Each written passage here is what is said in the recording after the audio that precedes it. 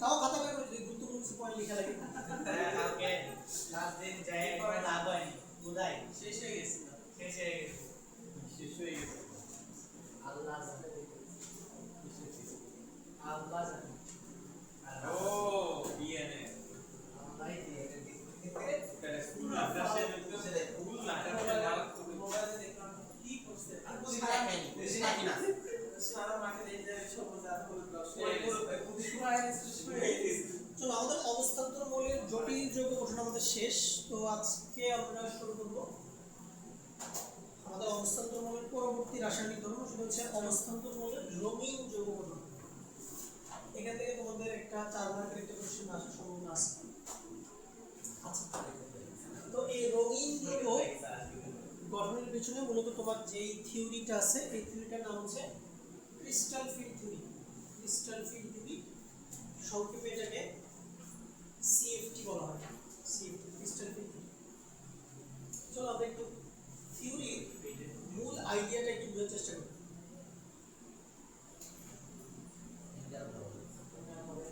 এই তত্ত্বের মূল ধারণাগুলো হচ্ছে, এক, এটি একটি স্থির বৈদ্যুতিক মডেল, অর্থাৎ অবস্থান্তর ধাতুর আয়ন ও লিগেন্ডের মধ্যকার আকর্ষণ সম্পূর্ণ আয়নিক বিবেচনা করা হয়। এই কথাটা বলি, ধরো তুমি একটা অবস্থান্তর ধাতুর আয়ন নিলা Cr3+,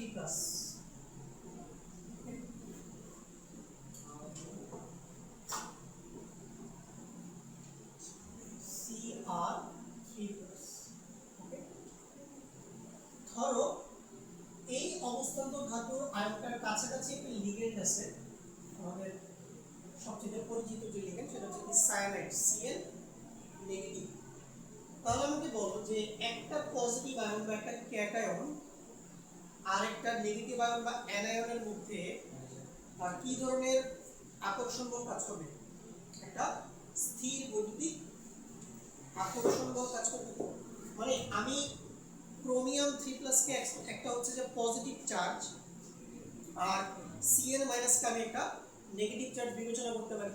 তাহলে একটা পজিটিভ চার্জ একটা নেগেটিভ চার্জের মধ্যে যে অ্যাট্রাকশন, এটা কি ধরনের অ্যাট্রাকশন? আয়নিক। কি ধরনের অ্যাট্রাকশন? Ionic attraction.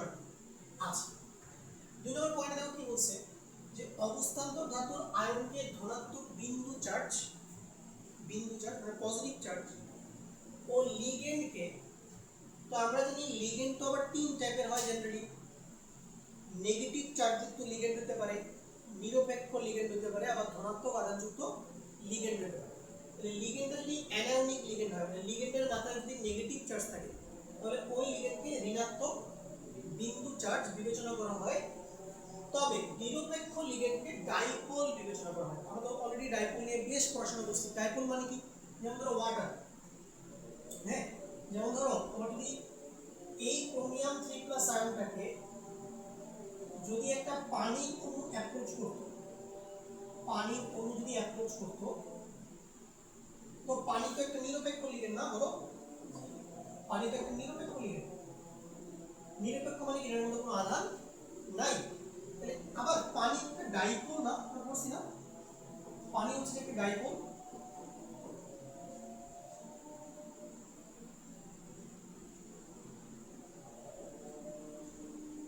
ডাইপোল মানে যে কোনো যৌগের অণুতে যদি পজিটিভ এবং নেগেটিভ চার্জ একসাথে থাকে তখন তাকে কি বলে? ডাইপোল। প্লাস হচ্ছে যে একটা পোল, মাইনাস হচ্ছে আরেকটা পোল, দুইটা পোল মিলে ডাইপোল। ওকে, আচ্ছা, তাহলে নিরপেক্ষ লিগেন্ডকে আমরা ডাইপোল বিবেচনা করব, আর অ্যানায়নিক লিগেন্ডকে আমরা একটা ঋণাত্মক চার্জ বিবেচনা করব। আচ্ছা এটা বুঝছি। এবার আসো 3 নম্বর, গ্যাসীয় বিচ্ছিন্ন ধাতব আয়নে সবগুলো ডি অরবিটাল একই এনার্জি লেভেলে থাকে, আর এই একই এনার্জি লেভেলে থাকলে ওই অরবিটালগুলিকে বলা হয় ডিজেনারেট অরবিটাল। কি বলে এটাকে? Degenerate orbital. আচ্ছা এই কথাটা দিয়ে ভাইয়া কি বোঝাচ্ছে, চলো আমি একটু এক্সপ্লেন করতেছি। আচ্ছা ধরেন এই ছবিটা একটু মনোযোগ দিয়ে দেখো, এই ছবিটা একটু মনোযোগ দিয়ে দেখো। দেখো এইখানে মনে করো ক্যাপিটাল এম লেখা আছে, এই ক্যাপিটাল এম দিয়ে বোঝাচ্ছে একটা মেটাল আয়ন। কি হচ্ছে এটা? এম মানে মেটাল, এম মানে মেটাল। তাহলে এটা দিয়ে আমরা বোঝাচ্ছি, দেখো ক্যাপিটাল এম দিয়ে আমরা বোঝাচ্ছি মেটাল আয়ন। আচ্ছা আচ্ছা কিরকম? যে ধরো Fe3+ একটা মেটাল আয়ন। দেখো এই যে Fe3+টা এটা কিন্তু ধরো একটা বিচ্ছিন্ন আয়ন, মানে এটার আশেপাশে এই মুহূর্তে কোনো লিগ্যান্ড নাই, বুঝছি? এই ধাতব আয়নটার আশেপাশে এখন কোনো অবস্থান্তর ধাতুর আয়নের চারপাশে এই মুহূর্তে কোনো লিগ্যান্ডের উপস্থিতি নাই। তাহলে এই আয়নটা হচ্ছে একটা বিচ্ছিন্ন আয়ন। কি আয়ন? বিচ্ছিন্ন আয়ন। এবং আমাকে বললো যে বিচ্ছিন্ন আয়ন একমাত্র কোন অবস্থায় পাওয়া যায়? গ্যাসীয় অবস্থাতেই পাওয়া যায়। তাহলে এটা হচ্ছে একটা বিচ্ছিন্ন আয়ন।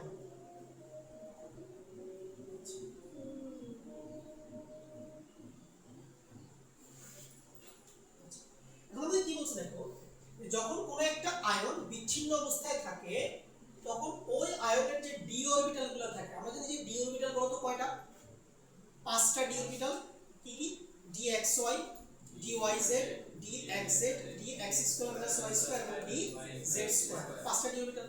তাহলে এই যে অবস্থান্তর ধাতুর যে আয়নের মধ্যে যে ডি অরবিটালগুলো আছে, ওই ডি অরবিটালগুলো সবগুলো সেম এনার্জি লেভেলে কি অবস্থান করবে। এটা তোমাকে ছবির মাধ্যমে দেখাই দিলাম, তোমরা ক্লিয়ার হবে। এই ছবিটা দেখো, এই ছবিটা দেখো, এই যে দেখো, এই যে এখানে আমরা y অক্ষ বরাবর, দেখো সবাই আমরা এখানে y অক্ষ বরাবর কি বিবেচনা করছি? পটেনশিয়াল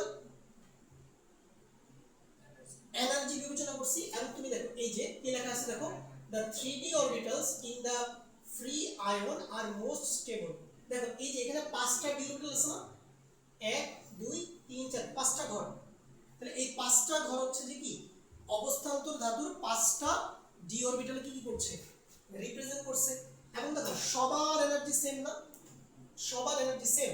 তাহলে যখন একটা অবস্থান্তর ধাতুর আয়ন মুক্ত অবস্থায় থাকে, ফ্রি থাকে, তখন তার 5টা ডি অরবিটালই কি সেম এনার্জি লেভেলে থাকে। ঠিক আছে? এই জিনিসটাকে আমরা বলি ডিজেনারেট অরবিটাল। কি বলা হয় এটাকে ইংলিশে? কি বলা হয় এটাকে? বলো ডিজেনারেট, ডিজেনারেট অরবিটাল। ঠিক আছে? ডিজেনারেট মানে হচ্ছে যদি কতগুলো অরবিটালের শক্তি সমান হয় তখন এই জিনিসটাকে কেমিস্ট্রিতে বলা হয় ডিজেনারেসি বা ডিজেনারেট অরবিটাল। ঠিক আছে?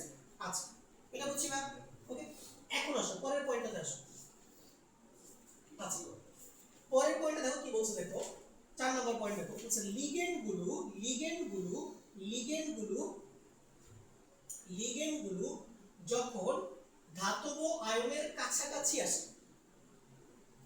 তখন স্ফেরিক্যালি সিমেট্রিক্যাল ক্রিস্টাল ফিল্ডের ক্ষেত্রে 5টি ডি অরবিটালের শক্তি কিছুটা বৃদ্ধি পায়, তবে তাদের শক্তি একই থাকে। এই কথাটা দিয়ে কি বোঝাচ্ছে? দেখো তুমি ছবিটা দেখো, দেখতে পাচ্ছ এই যে মাঝখানে কি আছে বলো? এটা কি আমাদের বলো মেটাল আয়ন না ধাতব আয়ন? এটা এই যে এটা হচ্ছে আমাদের মেটাল আয়ন মাঝখানে। এবার দেখো তো এই মেটাল আয়নটার চারপাশে এরকম নীল কালারের হচ্ছে যে কি একটা ইলেকট্রন ক্লাউড আছে, ইলেকট্রন মেঘ আছে না? এটা এই যে নীল কালারের যে অংশটা আমরা দেখতে পাচ্ছি এটা কি আমাদের বলো? এটাকে আমরা বলি লিগেন্ডের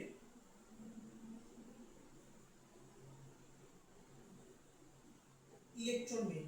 এটা বলো এটা কি লিগেন্ডের ইলেকট্রন বেগ। মানে এখন লিগেন্ডগুলা এই মেটাল আয়নকে কি চারপাশ থেকে কি অ্যাপ্রোচ করতেছে, মানে মেটাল আয়নকে ঘিরে ধরছে চারপাশ থেকে। ওকে, আচ্ছা তাহলে এই লিগেন্ডগুলো যখন মেটাল আয়নের কাছাকাছি আসবে, ওকে, এবং মেটাল আয়ন থেকে দেখো এই প্রত্যেকটা বিন্দু কি সেম ডিসটেন্সে আছে না? বলো তো।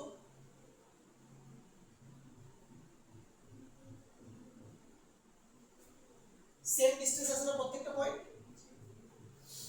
তার মানে মেটাল আয়ন থেকে লিগেন্ডের ইলেকট্রন বেগ কি সমান দূরত্বে অবস্থান করছে। তার মানে মেটাল আয়ন থেকে যখন লিগেন্ডের ইলেকট্রন মেঘ বা ইলেকট্রন ক্লাউড সমান দূরত্বে অবস্থান করে, তখন এই জিনিসটাকে বলা হয় স্ফেরিক্যালি সিমেট্রিক্যাল ক্রিস্টাল ফিল্ড।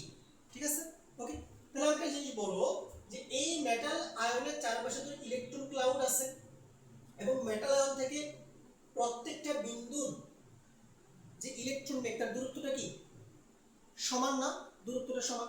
এখন আমাকে বলো যে মেটাল আয়নের ভিতরে যে ডি অরবিটাল আছে, ওই ডি অরবিটালে ভাই ইলেকট্রন থাকতে পারে না? অবশ্যই পারে। পারে কিনা বলো? পারে। আবার লিগেন্ডের মধ্যেও ইলেকট্রন আছে কিনা বলো? লজিক্যালি চিন্তা করো। তাহলে মেটাল আয়নের ডি অরবিটালের মধ্যেও ইলেকট্রন আছে, আবার লিগেন্ডের মধ্যেও ভাই ইলেকট্রন আছে। এখন যখন এরকম লিগেন্ড মেটাল আয়নের কাছাকাছি চলে আসবে, তখন লিগেন্ডের যে ইলেকট্রনগুলো আছে আর ধাতব আয়নের ডি অরবিটালের মধ্যে যে ইলেকট্রনগুলো আছে, ওই ইলেকট্রনগুলোর মধ্যে কি শুরু হবে? বিকর্ষণ শুরু হবে। কি শুরু হবে? বিকর্ষণ শুরু হবে। বিকর্ষণ শুরু হবে। ওকে, এখন এই বিকর্ষণের কারণে যেটা হবে, এই ডি অরবিটালগুলোর শক্তি কিছুটা বেড়ে যাবে। শক্তি কিছুটা বেড়ে যাবে। ঠিক আছে, বেড়ে যাবে। ওকে, এই যে তুমি ছবিটা দেখো, এই যে দেখো এখানে, এই যে এই যখন লিগেন্ডগুলা বা লিগেন্ডের ইলেকট্রন বেগ যখন, ঠিক আছে, ধাতব আয়ন থেকে সমান দূরত্বে অবস্থান করছে, তখন এটাকে কি বলে? স্ফেরিক্যালি সিমেট্রিক্যাল ক্রিস্টাল ফিল্ড। ঠিক তখন দেখো পাঁচটা ডি অরবিটালের শক্তি কি আগের তুলনায় বেড়ে গেছে না? পারছে কিনা বলো?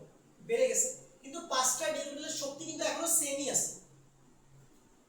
তাহলে ধাতব আয়নটা যখন মুক্ত অবস্থায় ছিল, তখন পাঁচটা ডি অরবিটালের শক্তি কম ছিল এবং সবার শক্তি সমান ছিল, এই জন্য তাদের কি বলতেছি? ডিজেনারেট। এখন যখন লিগেন্ড যখন ধাতব আয়নকে অ্যাপ্রোচ করলো চারপাশ থেকে, ঠিক আছে, এবং লিগেন্ডের ইলেকট্রন মেঘ যখন ধাতব আয়ন থেকে সমান দূরত্বে কি করছে? অবস্থান করছে, তখন এটাকে কি বলতেছি আমরা? স্ফেরিক্যালি সিমেট্রিক্যাল ক্রিস্টাল ফিল্ড। ঠিক তখন কি হচ্ছে? লিগেন্ডের ইলেকট্রন আর হচ্ছে ডি অরবিটালের মধ্যে, মানে ধাতব আয়নের ডি অরবিটালের মধ্যে যে ইলেকট্রনগুলো আছে তার মধ্যে কি হচ্ছে? বিকর্ষণ। ওই বিকর্ষণের কারণে এই পাঁচটা ডি অরবিটালের শক্তি দেখো কিছুটা বেড়ে গেছে, বাট সবার শক্তি কি আছে? সেমই আছে। ওকে, তার মানে এই জিনিসটা কি এখনো বাই ডিজেনারেটই আছে না? এখনো কিন্তু ডিজেনারেট। হ্যাঁ, আচ্ছা স্ফেরিক্যাল মানে দেখো, স্ফেরিক্যাল মানে স্ফেয়ার, স্ফেয়ার শব্দের ইয়া বলো তুমি, বাংলা বলো গোলক। মানে তুমি এটাকে একটা ফুটবলের মতো চিন্তা করো, ঠিক আছে কিনা? মানে ফুটবলের ঠিক কেন্দ্রে হচ্ছে যে ধাতব আয়নটা আছে, আর ফুটবলের উপরে যে সারফেসটা, যে তলটা, ওই তলের উপরে কি আছে? লিগেন্ডের ইলেকট্রন বেগগুলা অবস্থান করছে। ঠিক আছে, ওকে। ওকে, যেহেতু তোমার মেটাল আয়ন থেকে ইলেকট্রন বেগের ডিসটেন্স তো সব জায়গাতে সেম, এই জন্য এটাকে বলতেছে সিমেট্রিক্যাল। এটাকে কি বলে? সিমেট্রিক্যাল।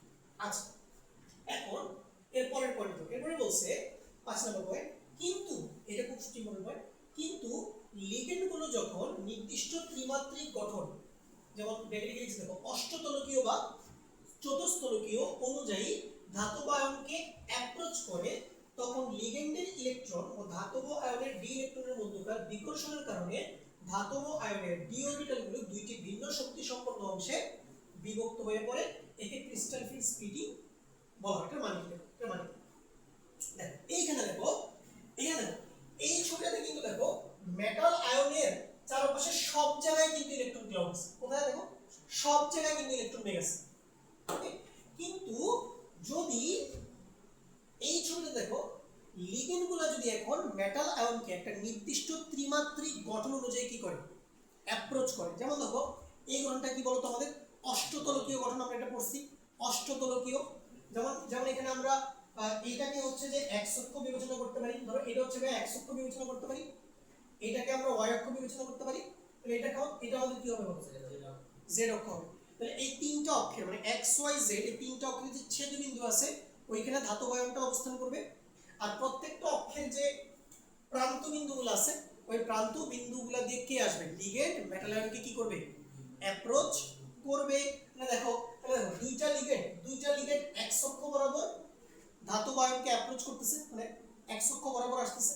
আবার দুইটা লিগেন্ড দেখো মেটাল আয়নকে কি ওয়াই অক্ষ বরাবর অ্যাপ্রোচ করতেছে। আবার দুইটা লিগেন্ড দেখো ধাতব আয়নকে কি জেড অক্ষ বরাবর কি করছে, অ্যাপ্রোচ করছে। ঠিক আছে, অ্যাপ্রোচ করছে। আচ্ছা, এখন যদি এরকম ভাবে তোমার লিগেন্ড গুলো মেটাল আয়নকে অ্যাপ্রোচ করে তখন কি হয়, তখন তো ভাইয়া এই মেটাল আয়নের ভিতরেও কি আছে, ইলেকট্রন আছে ডি অরবিটালের ভিতরে। আবার লিগেন্ডের মধ্যেও কি আছে, ইলেকট্রন আছে। তখন ওই ইলেকট্রন কি হবে, বিকর্ষণ হবে না, বিকর্ষণ হবে। এই বিকর্ষণের কারণে কি হবে, আমাদের যে ডি অরবিটাল গুলো আছে এগুলা আর সেম এনার্জি লেভেলে থাকবে না। তখন ডি অরবিটাল গুলা দুইটা ভিন্ন শক্তি সম্পন্ন অংশে কি হয়ে যায়, বিভক্ত হয়ে যায়। এটাকে আমরা কি বলে থাকি, ক্রিস্টাল ফিল্ড স্প্লিটিং। এখন চলো আমরা দেখাই যে এই অষ্টতলকীয় গঠন হইলে কি রকম ভাবে স্প্লিটিং হবে। এরপর আমি তোমাকে দেখাবো যে চতুস্তলকীয় গঠন হইলে কিভাবে স্প্লিটিংটা হবে। এটা খুব এটা বোঝার বিষয় আছে। এই ছবিটি একটু মনোযোগ দিয়ে দেখো। আচ্ছা, এই ছবিটা দেখো যে এই হচ্ছে আমাদের কি নীল কালারের যে গোলাটা দেখতে পাচ্ছি এটা হচ্ছে আমাদের কি মেটাল আয়ন। এটা কি আমাদের মেটাল আয়ন। আচ্ছা, আর দেখো এই যে এটা কি কালার বলো, অরেঞ্জ কালার। অরেঞ্জ না, সে কি কালার বলা যায়, আচ্ছা এটা কালার হবে বাদামি। আচ্ছা বাদামি কালার ধরে নিই, বাদামি। আচ্ছা, নীল কালারের যে গোলাটা এটা হচ্ছে আমাদের কি ধাতব আয়ন। আর আমাদের বাদামি কালারের যে গোলাটা এটা কি আমাদের বলো লিগেন্ড। ঠিক আছে, এটা কি আমাদের লিগেন্ড। আচ্ছা, এবার দেখো দুইটা লিগেন্ড দেখো দুইটা লিগেন্ড এক্স অক্ষ বরাবর অ্যাপ্রোচ করছে ধাতব আয়নকে। দুইটা লিগেন্ড এই কথা বলো, দুইটা লিগেন্ড দেখো ওয়াই অক্ষ বরাবর অ্যাপ্রোচ করছে। আর দুইটা লিগেন্ড কি বলতো জেড অক্ষ বরাবর কি ধাতব আয়নকে অ্যাপ্রোচ করছে। আচ্ছা ঠিক আছে, আমি বুঝছি। এখন এখন দেখো, এখন তোমরা ডি অরবিটালগুলোর গঠন কখনো দেখছো? আমাদের ডি অরবিটাল কয়টা, পাঁচটা। আমরা এখানে দেখো এখানে d x square minus Y square এবং ডি জেড স্কয়ার এই দুইটা অরবিটাল একটু গঠনটা একটু দেখার চেষ্টা করি। দেখো ডি এক্স স্কয়ার কেমন, দেখো ডি এক্স স্কয়ারে দেখো D x square minus Y স্কয়ারে কি হয় দেখো এখানে বলো তো নীল কালারের কয়টা লোব আছে, দেখো নীল কালারের কয়টা লোব আছে, দেখো এগুলাকে বলা হয় একটা লোব। এই যে এইটা একটা লোব, এইটা আরেকটা লোব, এইটা আরেকটা লোব, এটা কি আরেকটা লোব। তাহলে বলো তো এরকম নীল কালারের কয়টা লোব আছে, চারটা লোব আছে। দেখো এর মধ্যে দুইটা লোব হচ্ছে যে কি এক্স অক্ষ বরাবর আছে, আর বাকি দুটো লোব কোন অক্ষ বরাবর আছে, ওয়াই অক্ষ বরাবর আছে। তার মানে D x square minus Y স্কয়ারের ক্ষেত্রে যে অরবিটালটা আছে এই অরবিটালের ইলেকট্রন মেঘগুলা, এই অরবিটালের কি ইলেকট্রন মেঘগুলা এক্স্যাক্টলি এক্স অক্ষের উপরে থাকে আর এক্স্যাক্টলি কি ওয়াই অক্ষের উপরে কি করে অবস্থান করে, ঠিক আছে না? আচ্ছা, এখন আমারে বলো যে এখন লিগেন্ড গুলো যদি ভাইয়া এক্স অক্ষ বরাবরই আসে আর ওয়াই অক্ষ বরাবর আসে, দেখো এখানে লিগেন্ড গুলো কি এক্স অক্ষে আসতেছে দুইটা, ওয়াই অক্ষে আসতেছে দুইটা। তাহলে লিগেন্ড গুলো এক্স্যাক্টলি কোন অক্ষ বরাবর অ্যাপ্রোচ করছে, এক্স অক্ষ বরাবর অ্যাপ্রোচ করতেছে। আর লিগেন্ড গুলো এক্স্যাক্টলি ওয়াই অক্ষ বরাবর কি ধাতব আয়নকে অ্যাপ্রোচ করতেছে। তাহলে আবার আমরা দেখতে পাচ্ছি যে ডি অরবিটালে মানে ধাতব আয়নের যে ডি অরবিটাল আছে তার ইলেকট্রন ক্লাউড গুলো বরাবর কোন অক্ষে আছে, এক্স অক্ষে এবং ওয়াই অক্ষে আছে। তাহলে আমাকে বলো তো যে d x square minus Y square orbital কি লিগেন্ড দ্বারা বেশি বিকর্ষণের সম্মুখীন হবে না? কারণ লিগেন্ড গুলো আসতেছে এক্স আর ওয়াই অক্ষ বরাবর, আবার অরবিটালের ইলেকট্রন মেঘগুলোও কোন অক্ষ বরাবর আছে, এক্স এবং ওয়াই অক্ষ বরাবর আছে। তাহলে এই অরবিটালটা লিগেন্ডের ইলেকট্রন দ্বারা বা এই অরবিটালের ইলেকট্রনগুলো লিগেন্ডের ইলেকট্রন দ্বারা কি হবে অধিক বিকর্ষণের সম্মুখীন হবে। ফলে এই অরবিটালের শক্তি বেড়ে যাবে, এই অরবিটালের শক্তি বেড়ে যাবে। আবার তুমি dz স্কয়ার দেখো, dz স্কয়ার দেখতে কেমন দেখো, z অক্ষ বরাবর উপরের দিকে একটা লোব থাকে, নিচের দিকে একটা লোব থাকে, আর এই মাঝখানে একটা রিং থাকে। ঠিক আছে, এটা তোমাকে দেখাইছিলাম আমি, মাঝখানে একটা রিং থাকে। তাহলে এটা হচ্ছে আমাদের কি ডি জেড স্কয়ার অরবিটাল। তাহলে বলো ডি জেড স্কয়ার অরবিটালের ইলেকট্রন নেটগুলো বলো তো কোন অক্ষ বরাবর থাকে? জেড অক্ষ বরাবর থাকে। আবার দেখো এই দুইটা লিগেন্ড কোন অক্ষ বরাবর অ্যাপ্রোচ করছে? জেড অক্ষ বরাবর অ্যাপ্রোচ করছে, ঠিক আছে না? তার মানে আমরা কি বলতে পারি? আমরা বলতে পারি যে ডি জেড স্কয়ার এই অরবিটালটাও লিগেন্ড দ্বারা কি অধিক বিকর্ষণের মুখোমুখি হবে। ফলে যেটা দেখা যাবে এই দুইটা ডি অরবিটালের শক্তি বেড়ে যাবে, যেমনটা আমরা পরের ছবি দেখব। কোনটা? এখানে রিংটা হচ্ছে xy তলে আছে, xy তলে। ওটাও কি অরবিটাল? যদিও এখানে কোনো ইলেকট্রন নাই, হ্যাঁ ইলেকট্রনগুলো মূলত আছে জেড অক্ষ বরাবর, মানে মাঝখানে এরকম একটা রিং শেপ একটা স্ট্রাকচার পাওয়া যায় এক্সপেরিমেন্ট করার পর। ওকে, মানে ধরো এটা তুমি খাতার মধ্যে এভাবে আঁকতে পারো। ধরো কিভাবে আঁকা যায় দেখে।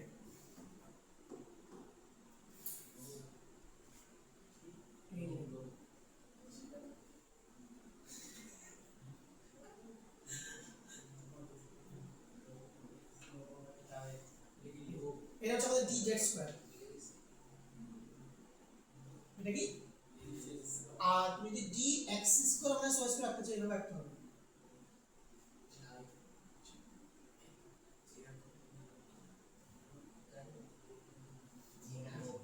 এটা হচ্ছে ডি এক্স স্কয়ার মানে ওয়াই স্কয়ার। এটা কি নোট? নোট মানে শূন্য। আপনারা জিরো কেন হবে? লোভ বলে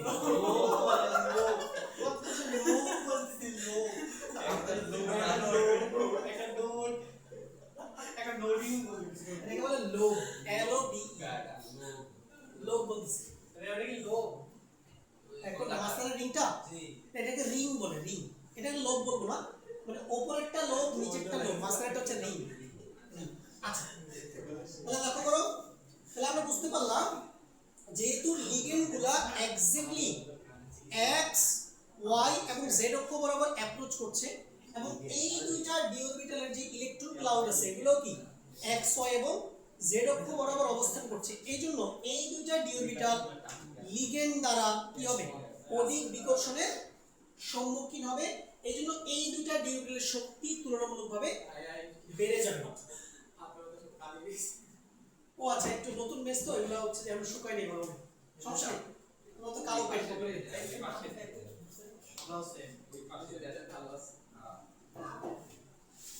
এইটা দেখে কিছু যদি ভালো দেখো এবার এই ছবিটা দেখো, এই দেখো এখানে পাঁচটা ডি অরবিটাল ছিল, ভালো করে দেখো, পাঁচটা ডি অরবিটাল ছিল আমাদের এবং দেখো সবার এনার্জি কি সেম, এবং এই সবার এনার্জি যদি সেম হয় তখন এই জিনিসটাকে কি বলে? D generate orbital. কি বলে এটাকে? D generate orbital. তাহলে আমরা আসছিল প্রথমটাকে আমরা বললাম ডি এক্স ওয়াই, দ্বিতীয়টাকে আমরা বললাম কি ডি ওয়াই জেড, তৃতীয়টাকে আমরা বললাম ডি এক্স জেড, এরপরটাকে কি বলবো? D x square minus Y square, লাস্টটাকে আমরা কি বলবো? D Z square. পরীক্ষা করছি আপনার পচা করে ডি অরবিটালের নাম বলে এমন ভাবে দেখছি যে স্যার না বুঝে নিচে গুলো এক্স ওয়াই জেড এটা পারছি কিন্তু উপরে গুলো কি মিলাইছি আর এর উল্টো উল্টো করেছি। ওকে, তাহলে এখন এই যে দেখো আমি কি বললাম, এই পাঁচটা ডি অরবিটালের মধ্যে দেখো কোন দুটার এনার্জি বেড়ে গেছে। দেখো এই d x square minus Y square, d x square minus Y square এবং কি ডি জেড স্কয়ার। তাহলে দুইটা অরবিটালের শক্তি কি বেড়ে গেছে না? বেড়ে গেছে। আচ্ছা এবার আমাকে বলো আমাদের বাকি যে তিনটা ডি অরবিটাল আছে কি কি বলো? D x y, d x z এবং কি ডি ওয়াই জেড। এদের ক্ষেত্রে কি হয় দেখো তো, এদের ক্ষেত্রে তুমি মনোযোগ দিয়ে দেখো, এখানে যে লোকগুলো আছে এই লোকগুলো কিন্তু দুইটা অক্ষের মাঝখানে অবস্থান করতেছে না? দেখো ধরো এইটা হচ্ছে তোমার একটা অক্ষ, এইটা তোমার আরেকটা অক্ষ। দেখো এই ধরো এইটা তোমার একটা অক্ষ, এইটা তোমার আরেকটা অক্ষ। তাহলে এই যে নীল কালারের যে লোকগুলো আছে দুইটা অক্ষের মাঝখানে না? ডি অরবিটালের ক্ষেত্রে ইলেকট্রন ক্লাউড গুলো মূলত ভাই কোথায় থাকে দুইটা অক্ষের মাঝখানে কিন্তু লিগেন্ড কিভাবে অ্যাপ্রোচ করছে অক্ষ বরাবর তাহলে ইলেকট্রন মেঘ হলো দুইটা অক্ষের মাঝখানে কিন্তু লিগেন্ড আসতেছে হচ্ছে দুইটা অক্ষ বরাবর তাহলে এই অরবিটাল গুলা কি লিগেন্ড দ্বারা কি একটু কম বিকর্ষণের মুখোমুখি হবে না ফলে এদের ওভারঅল শক্তি তুলনামূলকভাবে কি কমে যাবে মানে বিকর্ষণ বাড়লে শক্তি বেড়ে যায় আর বিকর্ষণ কমলে শক্তি কমে যায় বিকর্ষণ বাড়লে শক্তি বেড়ে যায় বিকর্ষণ কমলে শক্তি কমে যায় বুঝতে পারছো আচ্ছা এই জন্য তুমি দেখো এই যে তিনটা ডি অরবিটাল dxy dyz এবং d কি xz এই তিনটা ডি অরবিটালের শক্তি কিন্তু আরো কমে গেছে দেখছো আরো কমে গেছে এখন দেখো তুমি এই যে লাইনটা আছে এই লাইনটাকে তুমি রেফারেন্স লাইন চিন্তা করো রেফারেন্স লাইন ওকে অর্থাৎ এখানে আমরা একবার রেফারেন্স লাইনের উপরে গেছি আর একবার রেফারেন্স লাইনের কি নিচে আসছে ওকে আর এই যে রেফারেন্স লাইনের একটা নাম আছে এটাকে বলা হয় বেরি সেন্টার এটাকে বলে barycentre B A R Y C E N T R E reference লাইনটাকে কি বলে বেরি সেন্টার ঠিক আছে আর যে রেফারেন্স লাইনে তোমার সবগুলো ডি অরবিটালের শক্তি কি ছিল সমান ছিল এটাকে বলে বেরি সেন্টার আচ্ছা এখন দেখো দুইটা ডি অরবিটালের শক্তি রেফারেন্স লাইন থেকে বেড়ে গেছে না রেফারেন্স থেকে বেড়ে গেছে আর তিনটা ডি অরবিটালের শক্তি কি রেফারেন্স লাইন থেকে কমে গেছে মানে দুইটা উপরে চলে গেছে তিনটা কোথায় নিচে চলে আসছে এখন এইখানে যে তোমার দুইটা অরবিটাল আছে এই দুইটা অরবিটালকে আমরা বলে থাকি ইজি সেট এটা কি বলে ইজি সেট তাহলে উপরে যে দুইটা গেছে এটাকে কি বলে ইজি সেট আচ্ছা ইজি মানে বলতেছি আমি ইজি মানে হচ্ছে ইজি মানে হলো এটাকে বলা হয় ডাবলি ডাবলি ডাবলি ডাবলি ডিজেনারেট কি বলে এটাকে ডাবলি ডাবলি মানে কি ডাবল মানে দুই দেখো এখানে দুইটা অরবিটাল কি একই শক্তি স্তরে আছে মানে সেম এনার্জি লেভেলে আছে সেম এনার্জি লেভেলে থাকলে এটাকে কি বলে ডিজেনারেট যেহেতু দুইটা আছে যেটাকে কি বলে ডাবলি ডিজেনারেট এটাকে বলে ইজি আর দেখো নিচে ভাইয়া কয়টা তিনটা ডি অরবিটাল কি কি dxy dyz dxz ওকে এইটার নাম দেওয়া হয়েছে t2g কি নাম দেওয়া হয়েছে t2g এটাকে বলে t2g সেট t2g সেট এই নিচের তিনটাকে আমরা বলি t2g সেট আচ্ছা t2g মানে কি t2g মানে হচ্ছে এটাকে বলে ট্রিপলি ডিজেনারেট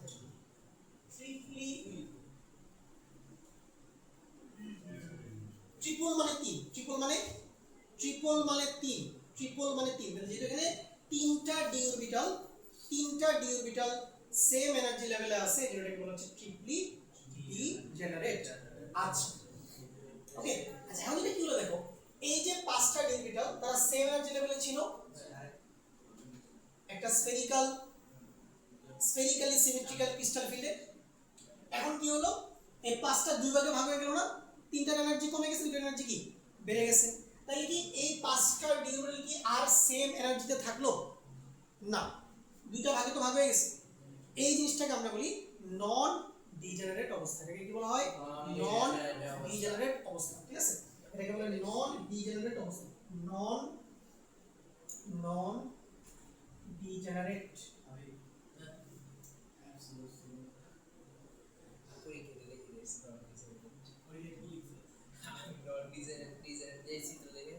ঠিক আছে তো বুঝে গেল ডিজেনারেট কোনটা নন ডিজেনারেট কোনটা ওকে আচ্ছা তাহলে এখন লক্ষ্য করো ভাইয়া এইখানে একটা এনার্জি আছে এই রেখা বরাবর একটা এনার্জি আছে দেখো তো এই দুইটা এনার্জির মাঝখানে একটা গ্যাপ আছে না একটা গ্যাপ তৈরি হয়েছে না শক্তির একটা পার্থক্য আছে এখানে শক্তি কম এখানে শক্তি বেশি এই যে এনার্জি গ্যাপ এই এনার্জি গ্যাপটাকে আমরা প্রকাশ করি ডেল্টা দিয়ে দেখতে পাচ্ছ ডেল্টা তো এটাকে বলা হয় ডেল্টা ও বলে কি বলে ডেল্টা ও।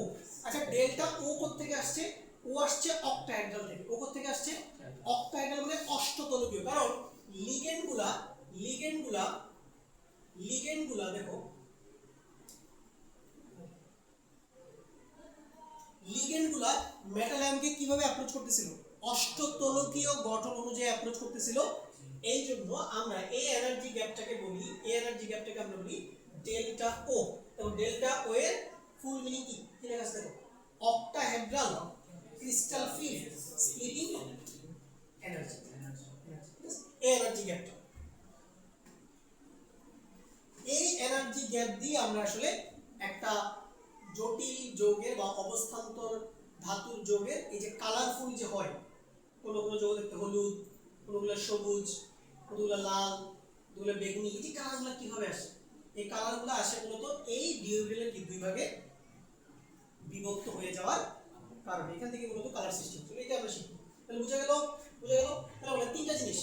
প্রথমটা বলো, প্রথমে যে পাঁচটা ডিগ্রি ছিল এটা কি ছিল? একদম ফ্রি ছিল, আমাদের অবস্থান্ত ধাতুর আয়নটা একদম মুক্ত ছিল, এই জন্য সবার এনার্জি সেম ছিল, এই জন্য এটা ছিল ডিজেনারেট। এরপরে কি হলো? লিগেন্ড কি করলো? এই অবস্থান্ত ধাতুর আয়নকে অ্যাপ্রোচ করলো। যখন লিগেন্ডগুলা বা লিগেন্ডের যে ইলেকট্রন নেক সেটা যখন কি অবস্থান্ত ধাতুর আয়ন থেকে সমান দূরত্ব অবস্থান করে, তখন এটাকে কি বলে? এটাকে ডিজেনারেট বলে। বাট এক্ষেত্রে কি হয়? এক্ষেত্রে এই ডি অরবিটালগুলোর শক্তি কিছুটা বৃদ্ধি পায়, বাট শক্তি কি থাকে? সেমই থাকে। পরে যখন এই লিগেন্ডগুলো একটা প্রপার কি ত্রিমাত্রিক গঠন, যেমন অষ্টতলকীয় গঠন অনুযায়ী, মানে এক্স অক্ষ, ওয়াই অক্ষ এবং জেড অক্ষ বরাবর যখন লিগেন্ডগুলো মেটাল আয়নকে কি করে অ্যাপ্রোচ করে, তখন ডি অরবিটালগুলো দেখো কয় ভাগে ভাগ হয়ে গেছে? দুই ভাগে ভাগ হয়ে গেছে।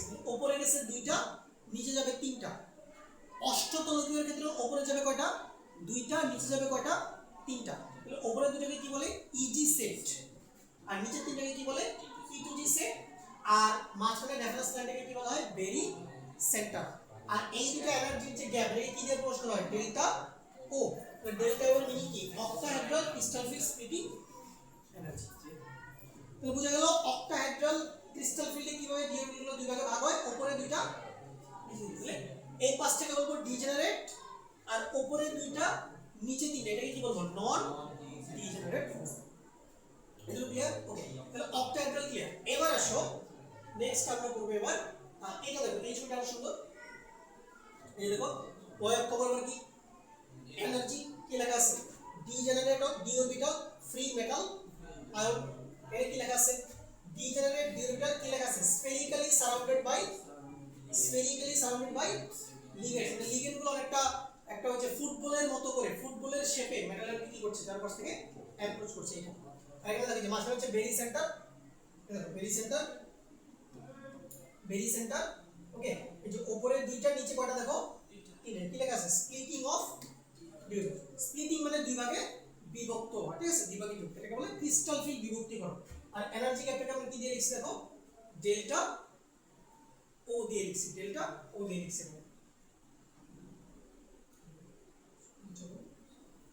ডেল্টা ও দিয়ে লিখছি। আচ্ছা, এটা ক্লিয়ার আমাদের? এবার চলো, এবার আমরা দেখবো splitting of D orbitals in tetrahedral field. মানে এবার দেখবো আমরা চতুস্থলকীয় গঠন। কি ধরনের গঠন? চতুস্থলকীয় গঠন। আচ্ছা, এই ছবিটা একটু মনোযোগ দিয়ে দেখো। ছবিটা মনোযোগ দিয়ে দেখো। হ্যাঁ হ্যাঁ অবশ্যই। আমাদের সিলেবাসে মূলত দুইটা গঠন আছে, অক্টাহেড্রাল আর হচ্ছে চতুস্থলকীয়। যেমন তোমার সমতুলীয় বর্গাকারের গঠন আলাদা, পড়াইছেন এগুলো সমতুলীয় বর্গাকার, তারপর ত্রিকোণীয় ত্রিকোণাকার দ্বিপিরামিড, তারপর পঞ্চভুজীয় দ্বিপিরামিডীয়।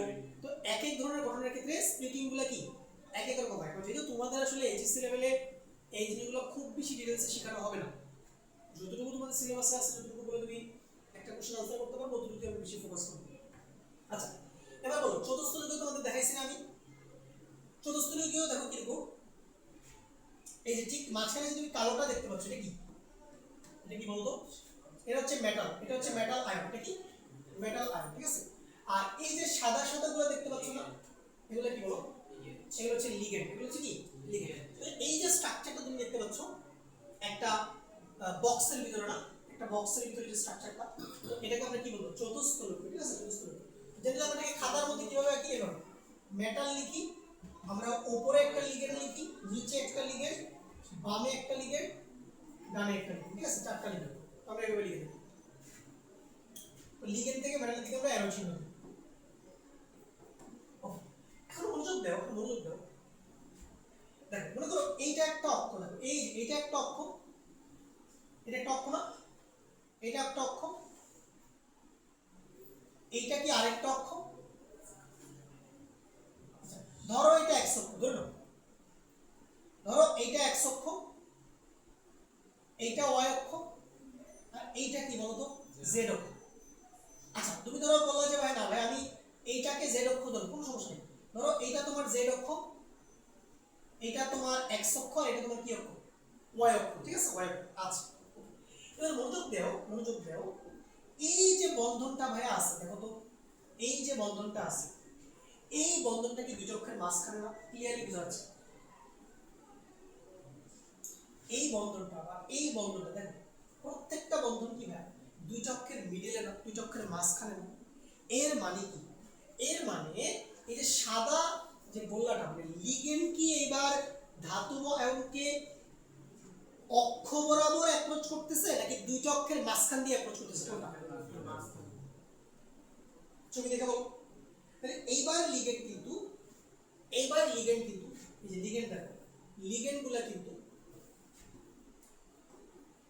মেটাল আয়নকে দুইটা অক্ষের কি মাঝখান দিয়ে কি করতেছে অ্যাপ্রোচ করতেছে তাহলে এইবার কি হবে দেখো এইবার আমরা কিছুক্ষণ আগে দেখলাম না যে আমাদের dxy dyz এবং d কি xz এই যে তিনটা d অরবিটাল আছে এদের ইলেকট্রন গ্রাউন্ডগুলো কই থাকে দুইটা অক্ষের মাঝখানে থাকে এইবার কি হবে এইবার চতুর্থ লিঙ্গ গঠনের ক্ষেত্রে এই তিনটা d অরবিটাল কি লিগেন্ড দ্বারা কি বেশি বিকর্ষণের সম্মুখীন হবে না বলো তাহলে এবার এই তিনজনের শক্তি বেড়ে যাবে আর ওই যে বাকি দুটো ছিল dx² - y² এবং dz² তাদের শক্তি কমে যাবে এবার উল্টা কাহিনী ঘটবে তাহলে এবার দেখো এই যে দেখো এই হচ্ছে আমাদের energy d generate orbital free metal ion d generate orbital spherically surrounded by ligands এইবার দেখো তো উপরে কোন তিনটা চলে গেছে dxy dxz এবং dyz এবার উপরে তিনটা চলে গেছে নিচে কটা চলে আসছে দুইটা dz² এবং dx² - y² তাহলে বলো নিচের দুইটাকে আমরা কিভাবে নামকরণ করব ই নামকরণ করব কি নামকরণ করব ই এখন তুমি আমাকে প্রশ্ন করতে পারো ভাই আপনি এটাকে ইজি নামকরণ করলেন না কেন আগের বার তো ইজি নামকরণ করছিলেন দেখো ইজি নামকরণটা বা টি2জি নামকরণটা শুধুমাত্র অষ্টতলকীয় ঘটনার ক্ষেত্রে হবে কোন ধরনের গঠন অষ্টতলকীয় ঠিক আছে আর চতুস্তলকের ক্ষেত্রে আমরা শুধু কি নামকরণ করব শুধু ইজি লিখব না শুধু ই লিখব আর উপরের তিনটা কে dxy dxz dyz এই তিনটাকে নামকরণ করব শুধু টি2 আচ্ছা আর মাঝখানে যে রেফারেন্স লাইনটাকে আমরা কি বলছি ভেরি সেন্টার আর এই যে এনার্জি গ্যাপটা এই দুইটার মাঝে এই গ্যাপটাকে আমরা কি দিয়ে প্রকাশ করব ডেল দিয়ে প্রকাশ করব বা এই ডেলটাকে আমরা এবার লিখব ডেল টি লিখব একবার ডেল্টা ও লিখছিলাম এবার কি লিখব ডেল্টা টি লিখব আচ্ছা ডেল্টা টি দিয়ে কি বোঝায় দেখো ডেল্টা টি দিয়ে বোঝায় tetrahedral crystal field splitting energy প্রত্যেকটা চৌকার ক্ষেত্রে কি দেখা যায় মানে ই তারপর টি2 এর নাম চেঞ্জ হবে নাকি না ওইগুলো এগুলো চেঞ্জ হবে মানে মনে করো এটা তো কমপ্লেক্সের গঠন অনুযায়ী জিনিসগুলো চেঞ্জ হবে বাট তোমাদের এত ডিটেইলস এখন করতে হবে না তুমি খালি কোনটা করবা ভাইয়া বল তাহলে তোমার খালি মাথায় রাখতে হবে কি বলি তোমাকে পরীক্ষার হলে খালি এই ছবিটা আঁকতে হবে বুঝলি মানে এইগুলা কিছু লিখতে হবে এখানে যে একদম অনেক কিছু লিখছি আমি যেটা এই ছবিটা আঁকছি এগুলো তোমাকে এক্সামে আঁকতে হবে এগুলো তোমাকে বোঝানোর জন্য আঁকছি যে কেন এই তিনটাই উপরে গেল কেন এই দুটোই কি নিচে আসবে এটা তোমাকে বুঝাইছি বাট তোমাকে এক্সামের খাতায় খালি এই ছবিটা তুমি ঠিকঠাক মতো আঁকতে পারো এর মধ্যে যদি ব্যাখ্যাগুলো সুন্দর মতো দিতে পারো তাহলে তুমি 4 মার্কস পেয়ে যাবে ঠিক আছে তাহলে ভাই কি করবা দেখো প্রথমে সবার নিচে কি এই পাঁচটা রাখবা এবারে অ্যারো চিহ্ন দিয়ে এই পাঁচটাকে সেম লেভেলে রাখবা বা কি এনার্জি সেম রাখবা এরপর দুই ভাগ করে ফেলবা যদি পরীক্ষায় দেখো যে লিগেন্ড 6টা যদি লিগেন্ড 6টা হয় তাহলে উপরে যাবে দুইটা নিচে যাবে কয়টা তিনটা আর লিগেন্ড যদি কয়টা হয় 4টা তাহলে উপরে যাবে তিনটা নিচে যাবে কয়টা ঠিক আছে ওকে এবারে এটা লিখবা ভেরি সেন্টার লিখবা এবারে গ্যাপটা দেখাবা গ্যাপটাকে নাম দিবা কি ডেল্টা টি লিখবা উপরে T2 লিখবা নিচে E লিখবা ঠিক আছে তো এই নামটা লিখবা ডেল্টা T হচ্ছে কি টেট্রাহেড্রাল ক্রিস্টাল ফিক্স পিটি এই কথাবার্তাগুলো লিখবা ঠিক আছে আচ্ছা এরপরে চলো আমাদের এই ছবিটা আমরা একটু দেখি এই ছবিটা আমরা একটু দেখি ওকে লেখা কি বোঝা যাচ্ছে এটা বেশি ঝাপসা হয়ে গেছে আসলে ছবির কোয়ালিটি ভালো ছিল না লিখতেছি সমস্যা নেই দেখো এখানে লেখা আছে ইজি এখানে লেখা আছে হচ্ছে d x square minus y square dz square ঠিক আছে এখানে লেখা আছে dyz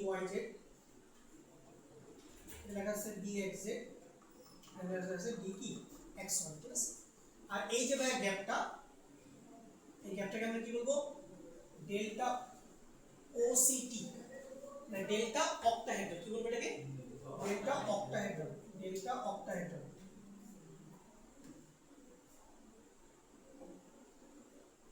yes ওকে আচ্ছা এই যে এখানে তোমার পাঁচটা ডিউরিটাল আছে সেম এনার্জি লেভেল দেখো তাহলে অক্টাহেড্রাল উপরে পড়ে গেছে দুইটা নিচে পড়ে আসছে তিনটা ইজি আর এটা তোমাদের T2G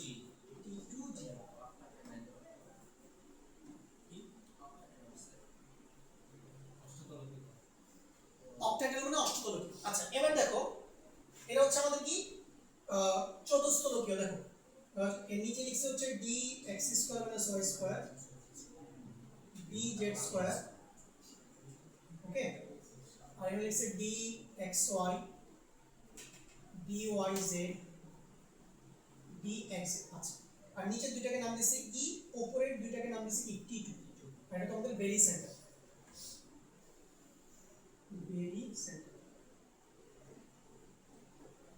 ওকে আচ্ছা বলো তো একটা জিনিস আমাকে বলো তো এখানে যে কোন ক্ষেত্রে আসলে দেখো তো শক্তির গ্যাপটা বেশি অষ্টতলকীয়তে নাকি হচ্ছে যে চতুস্তলকীয় কোনটা দেখো অষ্টতলকীয়তে গ্যাপটা একটু বড় হয় আর চতুস্তলকীয় হলে গ্যাপটা একটু ছোট হয় দেখো এই গ্যাপ ছোট বড় কিন্তু বড় একটা ফ্যাক্ট অর্থাৎ গ্যাপ যদি বড় হয় তাহলে কালার একরকম গ্যাপ ছোট হলে কালার আরেকরকম এই গ্যাপগুলির কারণে কিন্তু তোমার অবস্থান্তর ধাতুর আয়নের যে বর্ণ রঙিন জটিল যোগের যে কালার এটা কি হবে ডিফারেন্ট হবে আচ্ছা তো কালার কিভাবে সৃষ্টি হবে পরের প্রেজেন্টেশনে আলোচনা করবই এবারে যদি বলো তো অক্টাহেড্রাল তো তোমার গ্যাপটা বেশি আর চতুস্তলকীয়তে গ্যাপটা একটু ছোট তাহলে এখন যদি তোমাকে বলা হয় যে অষ্টতলকীয় গ্যাপ এবং চতুস্তলকীয় গ্যাপের মধ্যে একটা সম্পর্ক লিখো সম্পর্কটা কি থাকে লেখা আছে 2000 যদিও লিখেছি দেখো এভাবে লিখবা ডেল্টা অক্টাহেড্রাল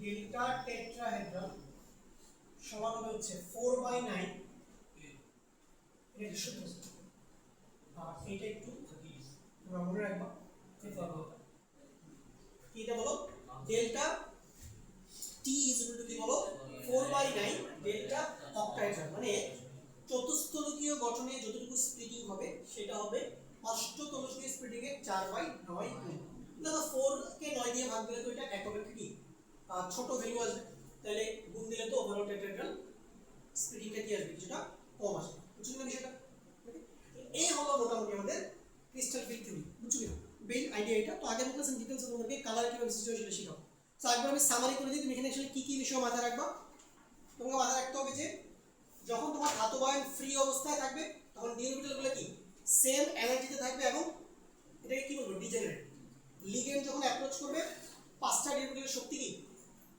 বেড়ে যাবে বা শক্তি কি থাকবে সেম থাকবে এবার যখন প্রপার একটা অষ্টতলকীয় বা চতুস্তলকীয় স্ট্রাকচার অনুযায়ী যখন লিগেন্ডগুলো মেটাল আয়নকে অ্যাপ্রোচ করবে তখন ডি অরবিটাল কয় ভাগে ভাগ হয়ে যায় দুই ভাগে ভাগ হয়ে যায় তাহলে অষ্টতলকীয় হলে নিচে তিনটা উপরে যাবে দুইটা চতুস্তলকীয় হলে নিচে দুইটা উপরে যাবে কয়টা তিনটা ঠিক আছে বেসিক্যালি মনে রাখলে ওকে তাহলে আজকে তুমি থাক আগামী ক্লাসে আমরা এখান থেকে শুরু করব